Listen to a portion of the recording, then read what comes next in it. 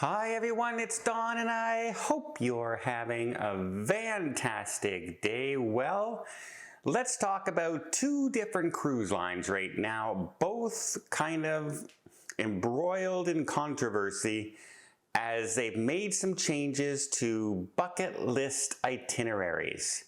And they're kind of handling it for different reasons. It's become clear. And it's kind of funny because some passengers on one cruise line say this is completely irresponsible and should never happen and where's our money? And the other cruise line is more like, well, they're really disappointed, but they're not fuming. And it's kind of interesting because one is way more expensive than the other. Today's video is brought to you by Private Internet Access. Well, my last cruise I stopped in Cozumel, Mexico, and something came out on streaming service that I really wanted to watch. And so I said, I knew the day I was going to watch it, and I'd log in, and all it says is, unavailable in your country. Great. Great. Well, I have a fix for that. I jumped onto my VPN and bam, clicked on Canada, and suddenly the streaming service said, oh, you're from Canada. We'll let you watch that now. Isn't that amazing? That's one of the big benefits of a VPN. Not only that, it protects your information. It hides your information from people looking to steal things like your bank account, your credit card information, your home address. And a VPN basically hides your IP address and keeps it out of their hands. Now, why did I choose private internet access? Well, how about the fact that they have not one device, not two devices, not three devices. I can do unlimited devices with the exact same plan, and they have a no-log policy, which means they store none of my data. And that's been proven in court by a third-party audit. So why not give private internet access a try? By following my link down below, you will get 83% off your subscription plus 4 months free. By using a VPN, you too can travel securely or keep your private information private, like I do. Thanks again to Private Internet Access for sponsoring this video. Okay, so let's first off talk about Norwegian Cruise Line. Norwegian Cruise Line right now has the Norwegian Star, and she is doing a South America cruise into Antarctica. The cruise was called Antactica and South America, but if you go to the website now, it only says South America. It no longer says Antarctica, and apparently passengers were told when they were getting on the ship that, oh, by the way, we are no longer going to that bucket list destination that you really wanted to go to. You know, this cruise that's really expensive that you bought. Yeah, well, we're not going to Antarctica now. We're just sailing around South America. It's also going to happen on the 18th of this month on the next cruise, as they've removed Antarctica from the website once again as a stop. Now, according to Norwegian Cruise Line and other reports, is they are under a go slow order, which means they cannot exceed 19 knots.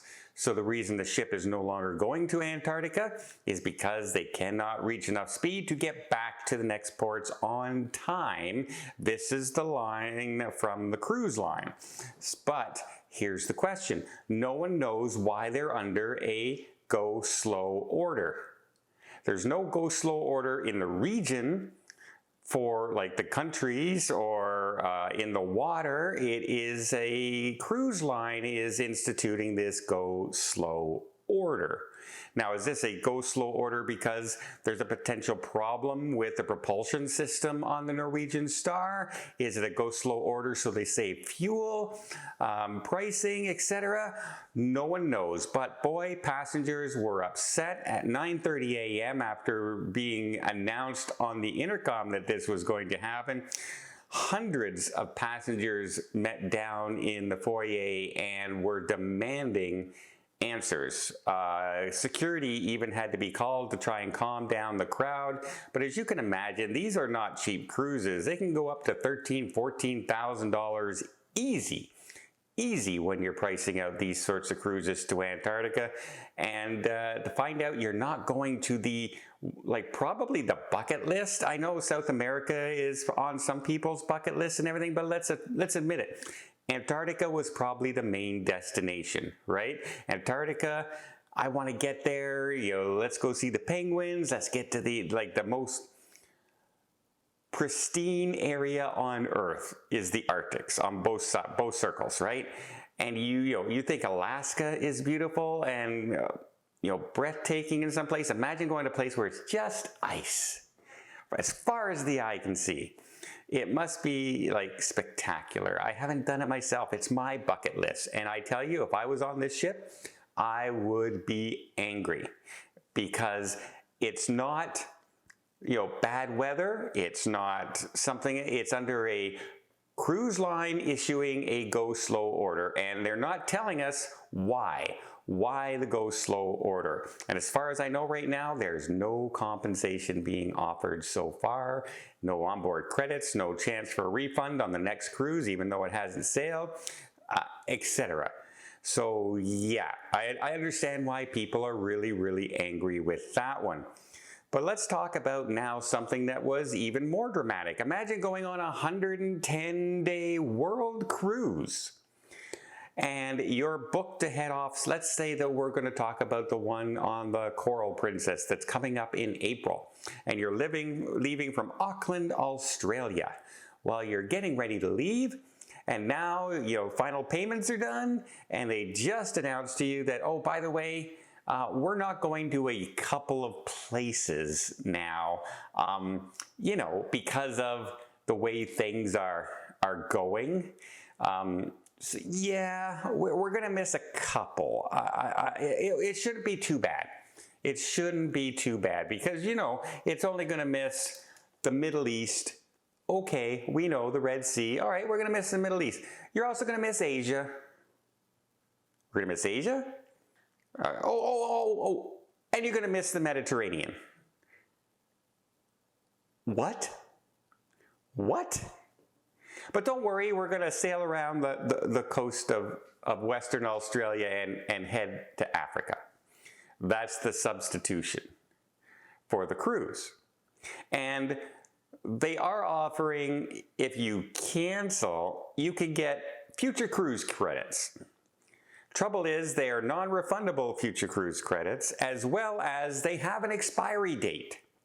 So picture you've just paid for a world cruise, say $80,000, $100,000, and the cruise line says, well, we're going to give you future cruise credits, but you got to use them by the end of 2025. Well, if you're not going to take another world cruise, and right now, why would you schedule another world cruise if they're not going to go to 3 of the continents that you wanted to visit, right? Well, how about, how many cruises would you have to take to get $60,000 worth by 2025? Right? You say you spend $5,000 on every cruise, and it's $100,000. You got to take 20 cruises by the end of next year. And all with the same cruise line. So they're saying that's unfair. And I kind of agree. When a world cruise has to change all these destinations and everything, and you get future cruise credits as your compensation, then there should be a longer limit on how long to take, right? It should go for at least 5 years to give people enough time to maybe book another world cruise, clear their schedule in order to take one, make arrangements. Not everyone can just say, well, I can't go this year, I'll just go next year. No, it takes a lot of planning to go on a 111-day world cruise. But yeah, so they're substituting places and giving them stops along the lines of Cape Town and more stops in Auckland, more stops in Corktown. It's basically becoming a Northern Europe cruise with a few stops in Africa along the way, as opposed to the first parts of the sailing was supposed to go to places like Bali, Singapore, Crete, Barcelona, Rome, etc., etc. None of those destinations are there anymore. In fact, in your first 35 days of a world cruise sailing now, instead of having the stops like Bali and Singapore and Sri Lanka and stops like that, you're now getting 5 stops in 35 days. You're now stopping in the Bay of Islands in New Zealand, Sydney, Australia, Perth in Australia, then you go to Port Louis, and finally down to Cape Town, South Africa, and then Walvis Bay. And between that and finally getting to your next stop, 35 days, you have a total of 7 days in port. That's less than 1 every 4.2 days. That's a lot of sea days. And then they pack in all the stops at the end of the cruise, like where you don't have any rest at all, where you're basically in port every single day at the end of the cruise. It's frustrating. I understand the safety, the Suez Canal and that, but I mean, some of these ports, Singapore, Bali, Rome, Barcelona, the Med, Asia, it's very, very, very disappointing. And that's how the passengers are taking it. They're very disappointed.